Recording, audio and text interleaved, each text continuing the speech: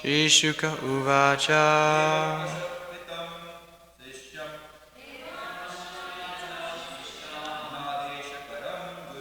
Nadeshakaram Guru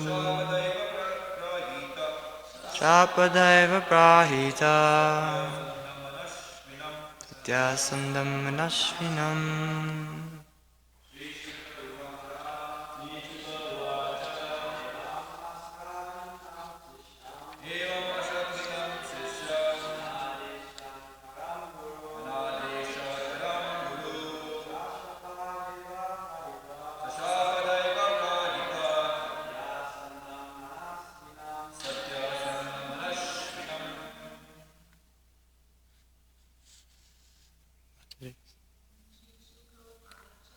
Shika Uvacha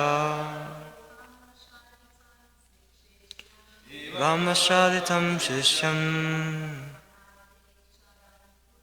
Nadeshakaram Guru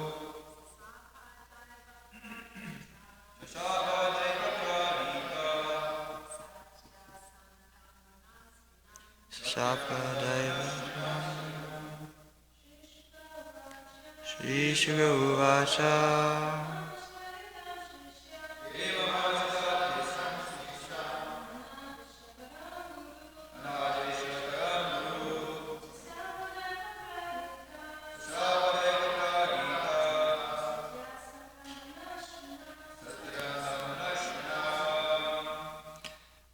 Word for word. Shri Shuka Uvacha. Shri Shukadev Goswami said, Evam, thus, Ashradhitam, who was not very respectful to the instructions of his spiritual master. Shishyam, unto such a disciple. Anadeshakaram,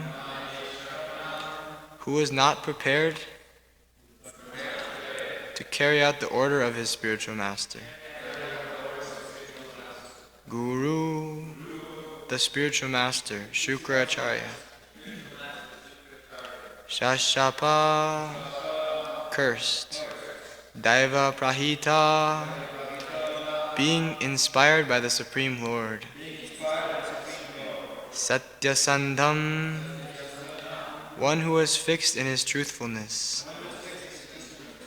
Manashvinam, who was of a highly elevated character.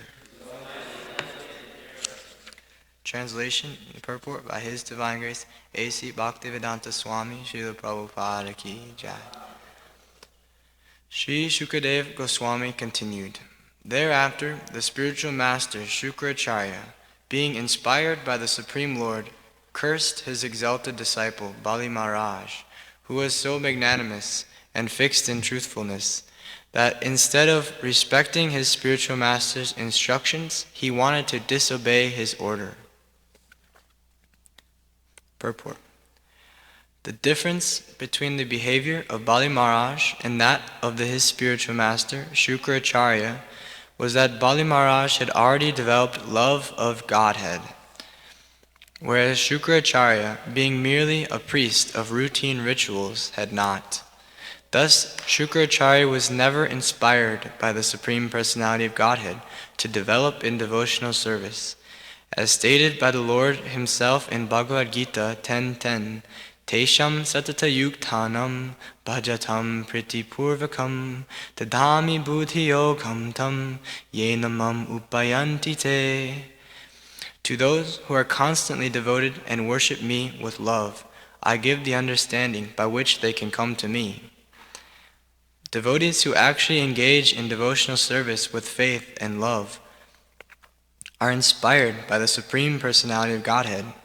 Vaishnavas are never concerned with ritualistic smarta brahmanas.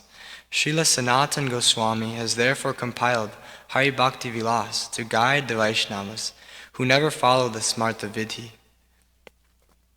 Although the Supreme Lord is situated in the core of everyone's heart, unless one is a Vaishnava, unless one is engaged in devotional service, one does not get sound advice by which to return home, back to Godhead.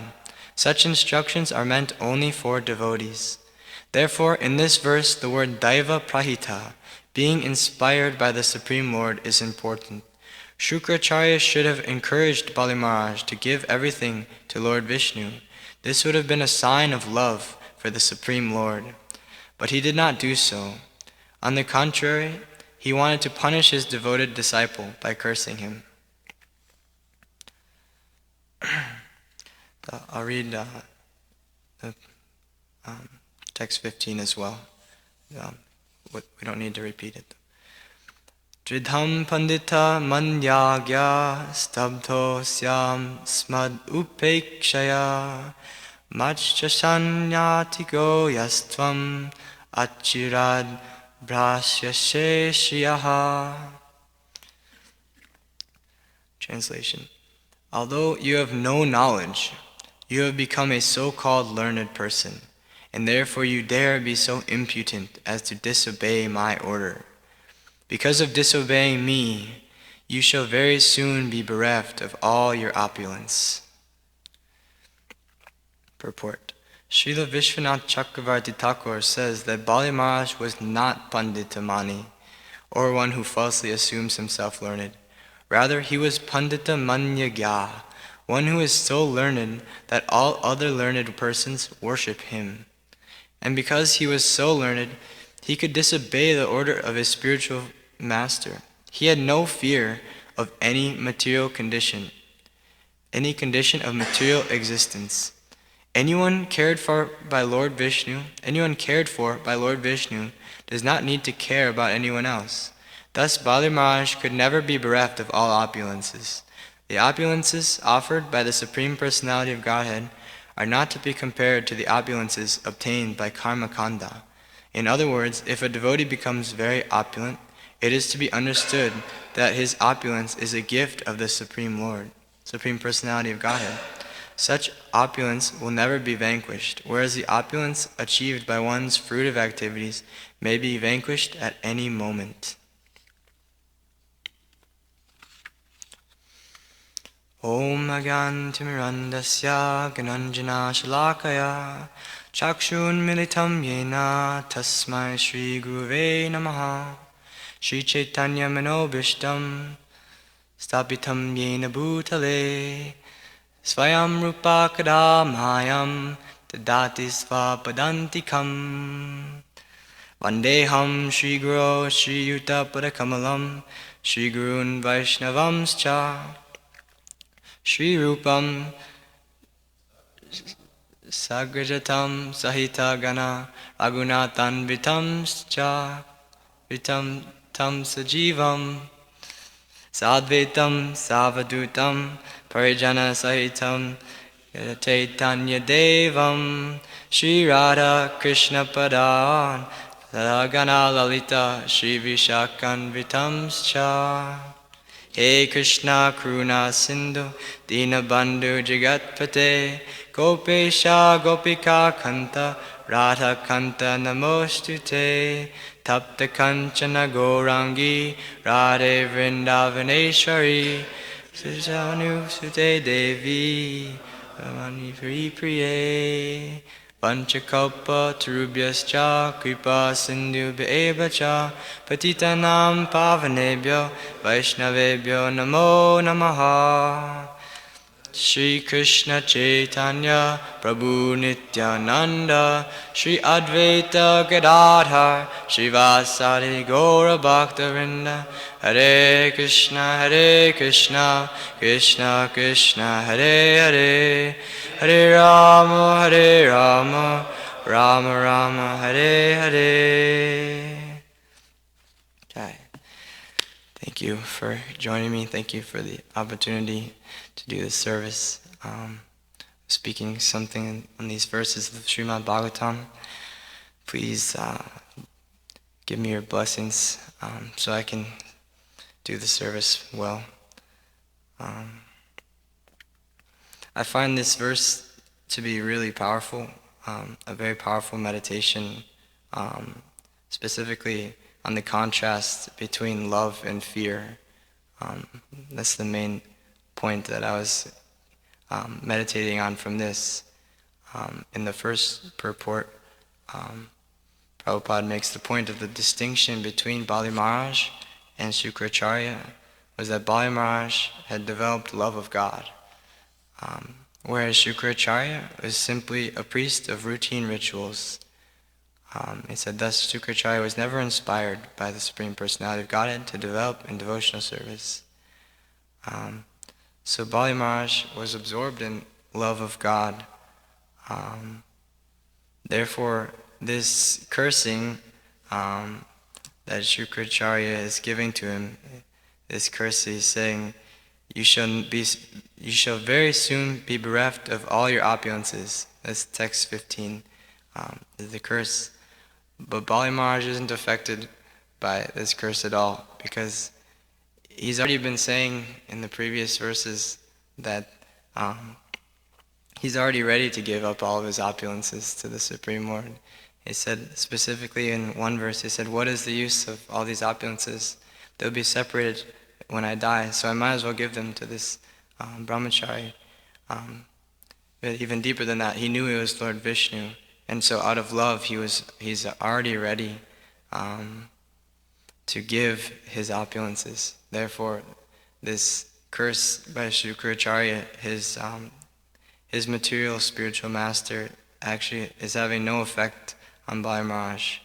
And Prabhupada makes that point in the second purport, text 15. He said that he had, Bali Maharaj, speaking of Bali Maharaj, he said, he had no fear of any material condition, any condition of material existence. And he said, anyone cared for by Lord Vishnu does not need to care about anyone else. So that's the principle of watering the roots of the tree.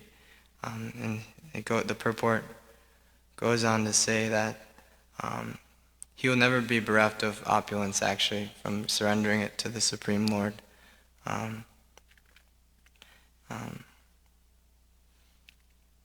He will always be in an opulent position by giving his opulence to the Supreme Lord. So, this is the difference between love and fear. And specifically in this example, we can meditate on real spiritual love compared to ritualistic religious performances that's being exhibited by Shukracharya. This real love destroys the fear. But just ritualistic engagement in spiritual activities doesn't necessarily destroy the fear. Because we can see that Shukracharya, he's like a mystic yogi. Like he has the ability to revive Bali Maharaj, bring him back from life, from death. And so, but he's still not completely free of fear, and therefore he's advising Bali Maharaj in this way. I want to speak about this power of love of God, especially in terms of destroying fear. I have some notes.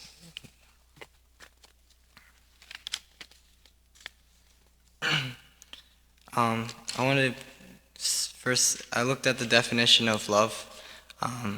It said it's an intense feeling of deep affection. So for there to be affection, there has to be two people, two living entities at least, and an exchange, and then it's an exchange or a union. And then I was meditating on it. This feeling of love, it's like you feel connected. You feel like secure in your identity with someone, and you feel like you belong. So this feeling can only be actually realized, this real love, this feeling of belonging, this feeling of being connected, can only be realized with the Supreme Personality of Godhead, with God, with Krishna, in its fullest, because that is the only real union, that's the only real actual security. Without Krishna in the center, this affection between living entities doesn't create this fearlessness, this sense of security, because Krishna is not in the center, so it's not real love. It's only a temporary display of affection, which is usually self-centered, and it's usually actually lust in the material world, just like selfish exchanges of selfish desires. Um, but this real love, when Krishna is in the center, that destroys all fear because we're secure in our identity. All this fear that we experience in the material world is due to forgetfulness of our connection with Krishna, our connection with God. When we forget this, we're just absorbed in matter, and there's so much insecurity, there's danger at every step.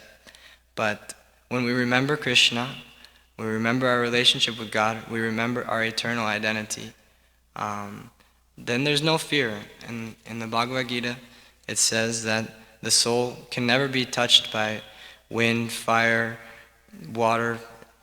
All these things, they can't touch the soul. We're actually untouchable by material elements. We can't be destroyed by anything, but we're in forgetfulness, and we're in the conditioned state. The soul is associated with matter. We identify with matter, and so we're experiencing this extreme fear because our identity and our security is completely at risk at any moment. Everything that we're attached to, we know that it can be separated from us at any moment. So there's always, always, always in this world a deep anxiety that is always underneath the surface.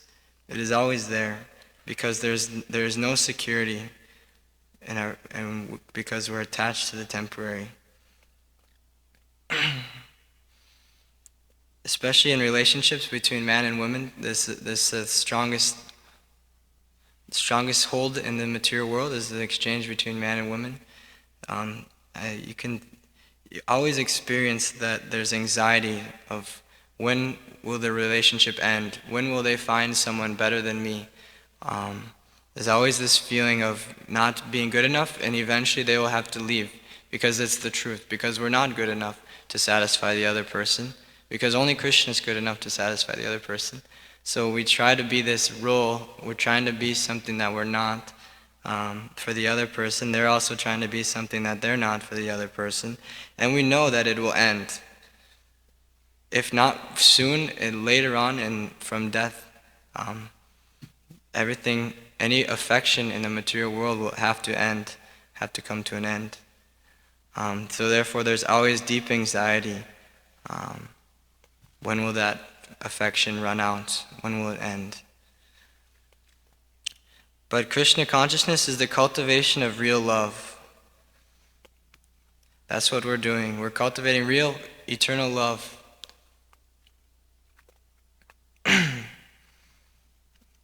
Love that is union with the Supreme Personality of Godhead.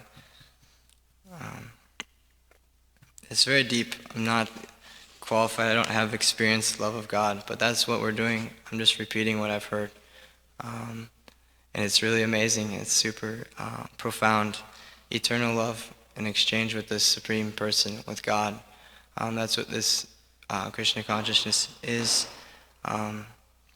And I just, this is how we transfer from this temporary feelings of so much fear based on these temporary relationships, temporary affairs of the material world. This Krishna consciousness takes us out of that and puts us into our eternal security where there's no fear, nothing to fear at all, because we remember our identity with Krishna and with God, and we remember our service and this loving exchange. Where we belong, right? Somewhere we eternally have a position where we feel like we belong, we feel secure, we feel loved by the Supreme Person. So I have some thoughts about for sadhana bhakti, we have to cultivate this real love. We have to hold on to this real love of Krishna and let go of the attachment to the temporary sources of misery. Um, so it's explained that like our faith in Krishna is like what we have to hold on to most dear. Our faith that this is what we really want. We really want Krishna. We really want to do this. We really want to continue. We want to grow. And that's called the Bhakti Lata Bij. That's really all that we have. It's the seed of devotion to Krishna. And we have to really hone in and focus and fence off anything around, fence off our Bhakti Lata Bij and focus only on the things that nourish our Bhakti Lata Bij, that nourish our devotion to Krishna. So anything that takes us away from thinking about Krishna or serving Krishna needs to be taken out, and we need to build up a fence around it and just focus on what is nourishing to this bhakti creeper that we have within us. We're all here, so we have the Bhakti Lata Bij. We have this love of Krishna that's growing. So I'm just sharing this as a meditation that we can continue to fence off and focus on how to grow our love for Krishna.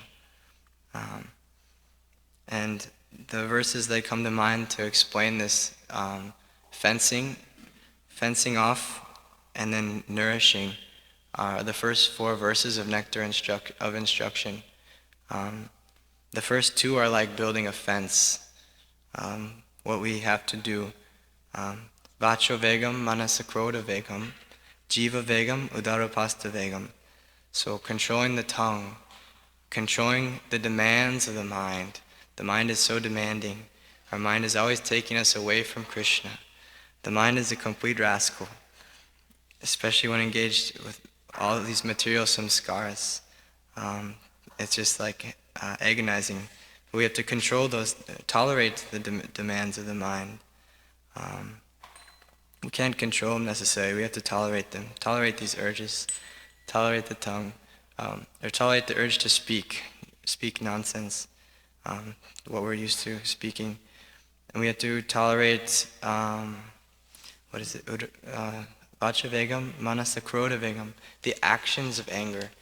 That's an interesting statement too, the actions of anger. We find that anger takes us over when we're exchanging with other devotees, and it becomes an action. And so we have to tolerate that. Even if it happens, we should try not to do it, but even if it happens, we have to tolerate it, let it pass. What is the next part? Jiva vegam, tolerate the urge of the tongue. We don't give in to satisfying our tongue with all that it wants. We can give it nice prasadam, but we don't overly let it control us. Udarapasta vegam, the tongue, belly, and genitals. So we don't eat too much, and we don't have uncontrolled sex life. So this verse is a nice verse of building a fence around our Bhakti Lata Bij. What we need to do to protect ourselves so we can stay focused on Krishna, stay in the right state of mind, right? We don't want to get absorbed in speaking nonsense, Vacho Vegam. We don't want to get absorbed in our mind's demands and the actions of anger, satisfying the tongue and belly and genitals all day. It's all so distracting. We can spend all day doing these things. But we want to focus in on Krishna, so we need to minimize these things and focus in and build our devotion to Krishna. Every day is a opportunity to build and get closer to Krishna and purify ourselves. So we grow our Bhakti Lata Bij. The second verse of Nectar of Instruction is 6 things that destroy our bhakti. So this is also a nice meditation, how to protect our bhakti. Atyahara prayasascha. Atyahara means over collecting or overeating. which I already spoke about for the overeating, over collecting so many things, material things that just distract us from developing devotion to Krishna. And prayasascha, atyahara prayasascha, over-endeavoring for mundane things that are very difficult to obtain. So doing so much material things that aren't related to Krishna destroys our bhakti. So we have to guard against that. Like our desires in the material world can sometimes overcome us. We may think even we're doing it for Krishna, like we want to start a band for Krishna, right? We want to do this for Krishna, but it could be our material desires and we're over-endeavoring for something where we simply actually just need to hear and chant and serve in a simple way. So instead of over-endeavoring so much, sometimes that can be a danger for our bhakti. What else is there in the verse? Prajalpo Niyamagraha, speaking mundane things, urged to speak. Being too strict about the rules and regulations or not being strict enough.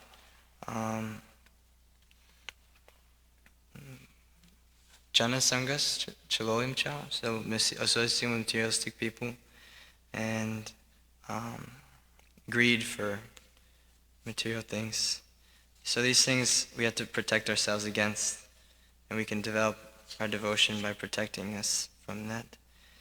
And then the nourishing part, text 3 and 4 of Nectar of Instruction.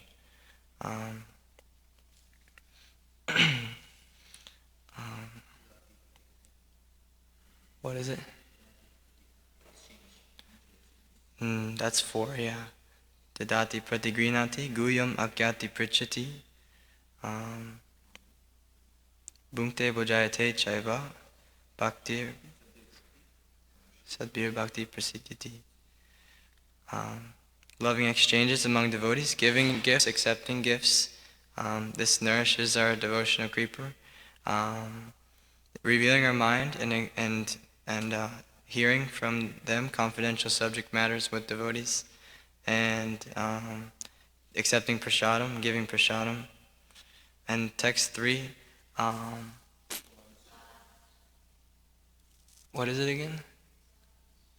Utsahan nischayadaya.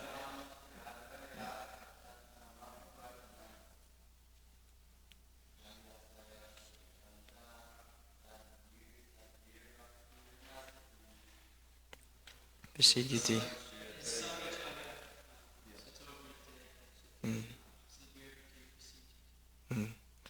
Yeah, so enthusiasm, patience, and confidence, those are 3 huge things for developing our devotion. We have to have enthusiasm. We have to engage ourselves with our energy, like in the kirtan, and in front of the deities. We have to put our energy into it. We have to put enthusiasm into it. Otherwise, it's just can become ritual, like Shukracharya's Smarta Brahmana thing, where we can just be running through the motions of the morning program, things like that. But enthusiasm brings life to the program, and that's where we get the benefit. That's where the bhakti and the love for Krishna grows. And then we have to be confident in the process so we don't lose faith. And then patience also, because we're sadhana bhaktas, so sometimes there's up and down. So we have to remain patient during the downs and the ups, and keep going with the process. We have to engage in practical services, tat karma, pravartana, all sorts of activities we can engage in, keep ourselves busy, so we can stay out of the fearful propensity of material existence. Just stay absorbed in Krishna consciousness. Always just be so busy that we don't even get affected by material nature. Just always absorbed in activities. Sangha Tyaga, do you give up the association of materialistic people? And Sato Vrte, we follow in the footsteps of sadhus, the great souls. We have so many sadhus to look up to and to follow. The list goes on forever. all the advanced Srila Prabhupada disciples and Srila Prabhupada himself, all the acharyas. There's an infinite amount of inspiration of sadhus to follow Sato Vrite. So these things nourish our bhakti, they bring us devotion, and the fence is what we need to avoid and what we need to do to stop our materialistic propensities, so we can develop this real love and security and union with the Supreme Personality of Godhead. As I just have a note to saying that it's very simple. It's so simple that just hearing and chanting about Krishna and avoiding the negatives of like our materialistic propensities. It's so simple to attain the highest perfection of love of God, but actually it's usually too simple for our complicated minds to accept. So we have to continue to practice. In one purport, Prabhupada says that you can become Krishna conscious at once. It's only a matter of accepting the fact. That's how simple it is. We just have to accept Krishna. Krishna is God. He looks like this. He's ecstatic. He's always in bliss, in love, in union with his devotees. It's very simple, and we just have to continue to chant his names and hear about him, and take nice prasadam, and do the service. Whatever our authorities ask us to do, we comply, because that's an instruction of the scriptures too, to do all these practical activities under the guidance of devotees. It's very simple. The mind is complicated, and the mind, we're attached to material, temporary, so it makes it complicated. But it's very simple. So I wanted to share some stories about this devotees who are totally absorbed in Krishna and thinking about Krishna, so they are fearless, just like Bali Maharaj, to kind of bring the point home. There's so many examples of devotees who are just absolutely fearless. The first story from the Vraja Leela from Krishna's pastimes, the cowherd boys. One day they're walking with the cows, bringing the cows to the pasturing grounds, and they're playing all sorts of games, doing goofy activities like jumping after frogs and imitating monkeys by going and sitting next to them, and just remaining silent and hanging out with the monkeys, or they're chasing the monkeys' tails. And there's sometimes it's explained that the boys, they shout down into a well, and the echo comes back, and then they call the echo bad names.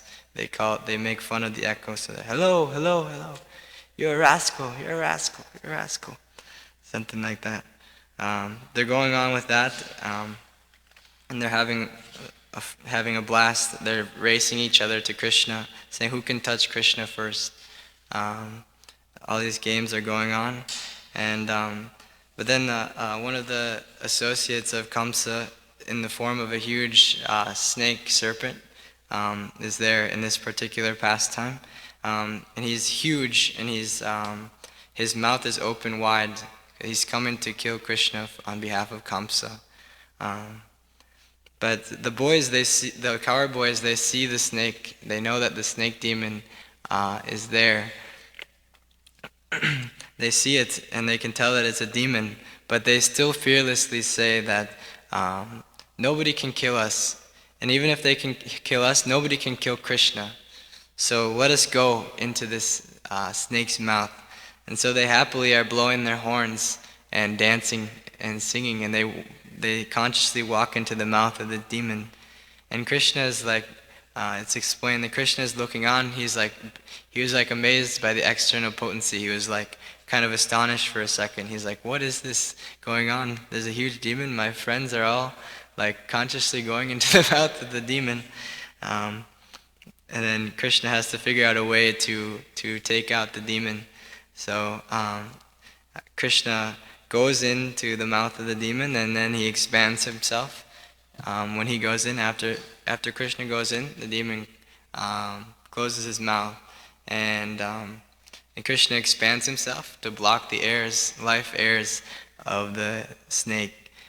demon, and then the life air is forced to go out the top of the skull of the demon because Krishna expanded.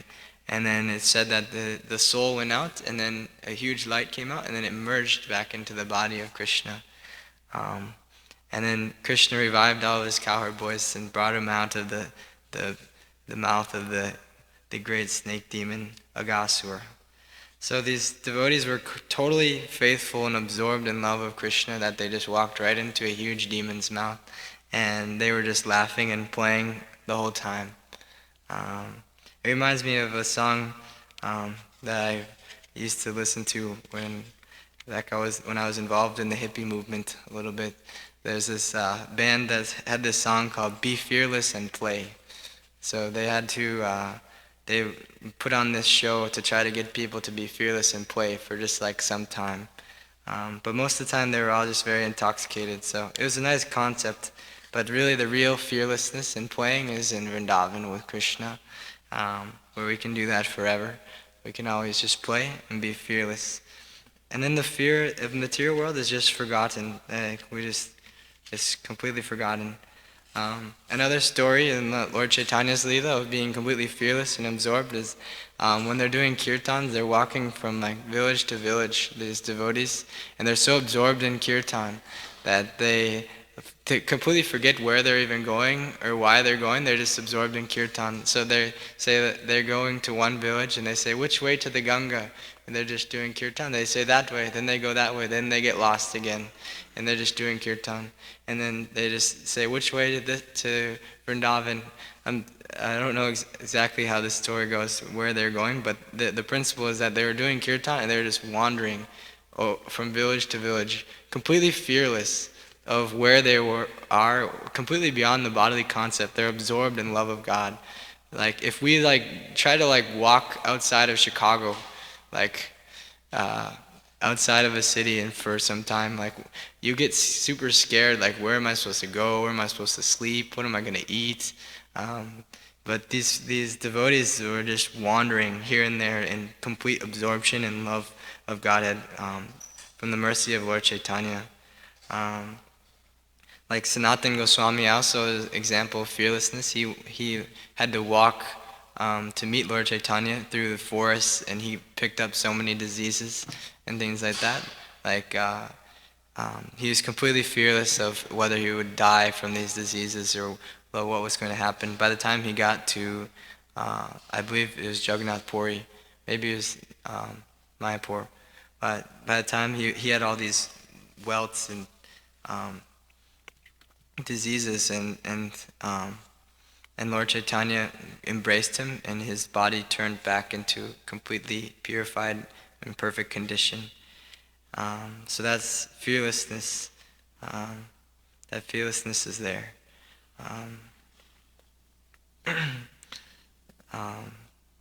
Another example from that is Haridas Thakur, who was beaten in so many marketplaces because he wouldn't stop chanting the holy name. All he had to do to not be beaten was just to stop chanting. They said that, but he said, I'll never stop chanting. You can cut my body into so many pieces, and all those pieces will chant the holy names of Krishna. And so they beat him. They beat him in 22 marketplaces, and he never left his body. Said that usually people only last a few marketplaces, but they couldn't kill him. They couldn't kill him at all, and he was just absorbed in chanting, absorbed in love of God, this love that goes beyond all fear. He was completely absorbed, and then when they said that, you have to die, otherwise we will die. He says, "Oh, I have to die? If my being alive makes you have to die, then I'll die." And so he consciously gave up he went into trance and left his body. No life symptoms, but he was still there. And they threw him in the river, and they thought he was gone. But then he came back, and he went right back to the king, the king who punished him. And he said, "You cannot kill me." He did all this to prove the power of this love of Krishna, power of the holy name. He went right back. Normally a person, if they were punished like that, they would run away, forever, like never go back to the people who beat them in so many marketplaces, literally trying to kill him. But he went right back to prove that that's real extreme fearlessness because of the love of God that he's experiencing. Another example is Prabhupada, complete fearlessness from being absorbed in Krishna consciousness. He came to America without knowing anything about America, a foreign country. This is a classic story. We all hear it all the time. But it never gets old because he's our savior. Without him, we would all just be totally absorbed in the fearful condition of material existence. So even the heart attacks and crossing the ocean, all that, even after that, he went to Pennsylvania, but after Pennsylvania, he went deep into the city of New York on his own. And especially after he left the yoga studio of Dr. Mishra, the impersonalist, he was completely on his own, and he was completely reliant on the young hippies of New York. He got no support from the Gaudiya Math or anyone from India. He was writing to them, but nobody could help him. So he completely turned his focus to translating Srimad Bhagavatam and cultivating the hippies of New York City and cultivating them. And he was in this area called the Bowery, which was a completely downtrodden area. It was a ghetto for like 100 years or so. Like one of the worst areas, and Prabhupada was living in like a artist loft with like hippies would come in at any time of the day. He would let them come in and stay with him, and there's like basically everyone was just completely whacked out on drugs, and there was Prabhupada sitting there translating, giving lectures a few times a week, and just like completely in the midst of the worst area in America. Like that's one of the reasons a lot of people glorified him, because a lot of the like Indian sadhus that came there, they went right for the rich class. But Prabhupada, he was so merciful that he went right to the worst area and lived amongst the worst, lowest people in New York City. And it happened to be the people who were most favorable for really actually dedicating to spiritual life. And then he exhibited so much fearlessness throughout the rest of his pastime in the mission, establishing Krishna consciousness all over the world. So yeah, I think that for the rest of the stories. So just to connect that with what I was speaking about before in the verse is this being absorbed in this love and this real position with Krishna, and we're really unified, we're really connected with Krishna. There's nothing to fear because we're eternal, full of knowledge and full of bliss, and we belong with Krishna. We're accepted and we feel secure. Whereas in the material world, everything is temporary, so there's no security, and it's full of anxiety. Like Bali Maharaj is completely fearless. Anything he said, I'll give to Vamana Dev, to the Lord. And Shukracharya, although he's one of the most powerful people in the material platform, he's afraid because he's going to lose his wealth, because Bali Maharaj is the source of his wealth. So he's cursing him. And so that's the main lesson that I got from this verse. It's also the appearance day or disappearance day. Appearance day of Narottam Das Thakur. So I don't know much of the glories of Narottam Das Thakur, but he's probably pretty fearless as well. So I'm just going to read a little bit for the sake of honoring him, because I can't speak anything from within, but I read a little bit, if that's okay. Appearing as the son of a king, Sri Narottam Das Thakur showed all the bodily symptoms of a Mahapurush, an exalted divine person. He had long arms, a deep navel, golden complexion, beautiful eyes, shaped like the lotus petals. In school, he was a Shruti Dhara, able to memorize whatever he hears. Although he quickly mastered Sanskrit and the Vedas, he hankered to serve Krishna. He was a lifelong brahmachari. By the mercy of the holy name and Gaura Nitai, Narottam became detached, left his opulent family, and ran to Vrindavan. That's a symptom of fearlessness and absorption of love. Ran to Vrindavan. He took Diksha from Sri Lokanath Goswami and Shiksha in Gaudiya philosophy from Sri Jiva Goswami. When he arrived in Navadvip Dham, all the devotees asked him about the health and activities of the Goswamis in Vrindavan. They were eager to hear the news from Vrindavan.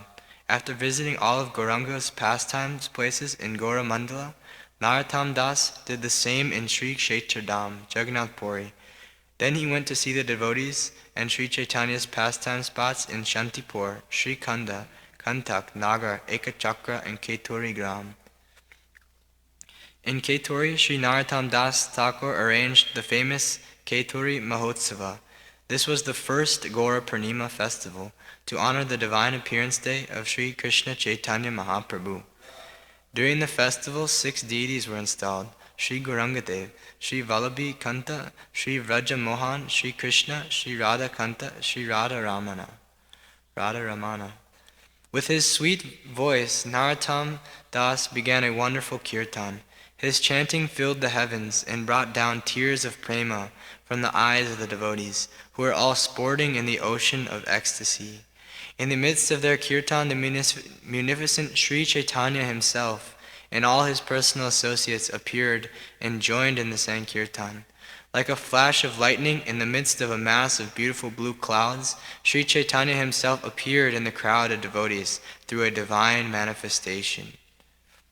At that time, although Mahaprabhu had left this world years before, many different devotees saw Mahaprabhu in different ways. Those of Sri Navadvip Dham saw him more intimately as Nimai Chandra or Vishvambar, as they knew him during his youth. Those devotees were attracted to Mahaprabhu in Sakya and Vatsalya Ras.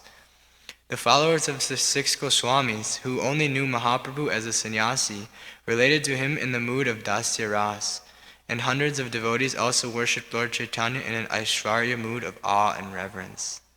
This festival is considered a major achievement in Gaudiya Vaishnavism. Hundreds and hundreds of devotees were invited, including direct disciples of Mahaprabhu, Nityananda Prabhu, and Advaita Acharya. At this time, many differences existed in the interpretation of Gaudiya Vaishnavism. Acharya Rani Janava Devi came from Kardaha with her entourage. I believe she's the wife of Lord Nityananda. Presiding over all the Vaishnavas, she resolved their diverse conclusions into one consistent Gaudiya Vaishnava philosophy. For the first time, the festival featured many kirtan styles, which integrated the glorification of Lord Chaitanya and the glorification of Lord Krishna and his pastimes. And because so many Vaishnavas were present at one place, it automatically made the Keturi festival extraordinary. It also acted as an important step towards unifying all the Gaudiya Vaishnavas. Narottam Das Thakur wrote many devotional songs about the spiritual master, the devotees, devotional service, the 6 Goswamis, Gaura Nityananda, and Radha and Krishna. Although composed with sweet melodies in simple Bengali language, Narottam Das's songs give shastric siddhanta and devotional inspiration. Srila Prabhupada often sang these bhajans, considering them non-different from Vedic Shastra. He quoted them in his Bhagavatam lectures. Pratana and Prema Bhakti Chandrika are Narottam's most famous work. The following excerpt comes from Prema Bhakti Chandrika. Radha and Krishna are my goal in life and death, and they are the masters of my breath. Performing my bhajan, only for them I rise and fall in the ocean of prema. I pray that I can always maintain this conception within my heart as my highest ideal. Let me serve the lotus feet of Radha Govinda. Let my mind be filled with dedication to their divine forms that defeat the beauty of Cupid and Rati. With a straw between my teeth, I fall at their divine feet and present my humble appeal. O Kishore Kishori, O son of Nanda Maharaj Shyamasundar, and O daughter of King Vrishabhanu, Sri Radha, You enchant even Hari, and your bodily complexion is the color of a golden lotus. O Krishna, with a bodily color like an Indranila gem, blue jewel, your beauty mocks Cupid. O topmost dancer, Sri Radha and Sri Krishna, please dance within my mind. O you whose beauty increases the charm of your dazzling ornaments, day and night, I only wish that I shall go on singing your glories in great ecstasy. O Sri Narottam Das serves Srimati Radharani as Chamaka Manjari. His samadhi is in Radha Gokulananda's temple courtyard.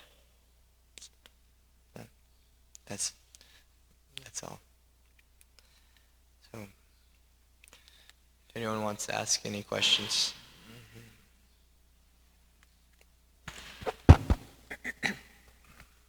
Hare Krishna. My question is about something you said about the identities that we have. And as you were speaking, I was thinking that sometimes, even when we come to devotional service, when we come to Krishna consciousness, we may still carry some of that fear of our material, this material identity. We may still carry the fear into devotional service, and then even amongst devotees, we may have fear that some part of our identity may be taken away or something, as we hold on very tightly and tend to, rub shoulders against each other, and these things kind of grind. So I'm wondering if you could comment about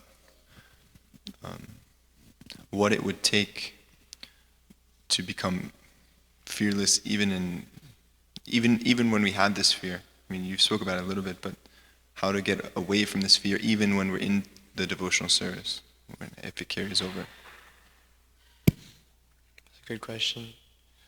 I was thinking of sharing some other stories of some modern devotees becoming fearless, and some examples that come to my mind is devotees who become really fearless are the ones who take risks for preaching the mission of Krishna consciousness.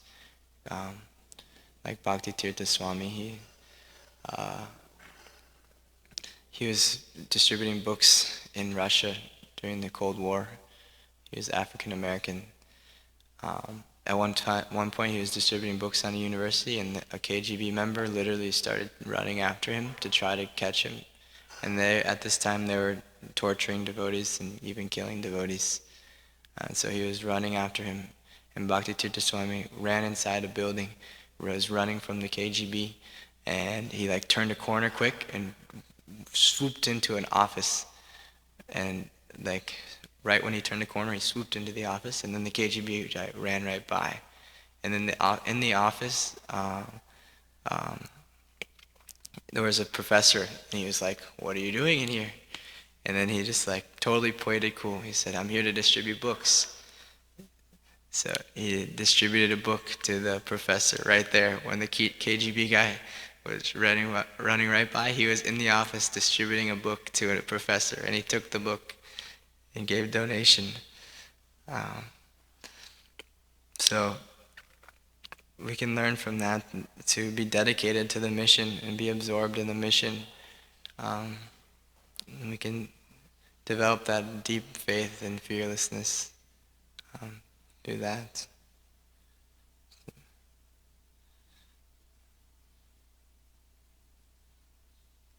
Param Karuna is also a good example of this.